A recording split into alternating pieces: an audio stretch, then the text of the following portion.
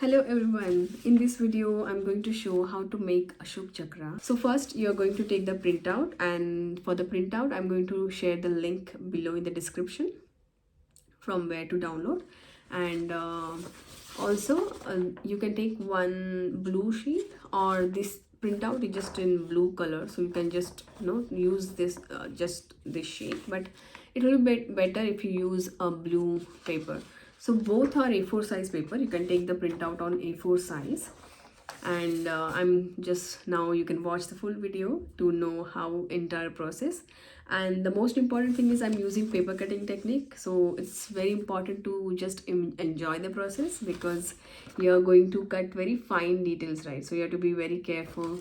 And if you don't have a cutting mat, so just use a layer of papers, maybe the newspaper underneath the paper printout, and use cutting tool. This is a cutting knife. You can easily find it in any craft shop near you. Okay, so because these are very fine details and you have to cut really carefully, you can actually see it here. So I'm going to share those techniques in my video, so you can just look carefully and then start your creation process. And let me know if any doubts in comment sections. I'll definitely answer.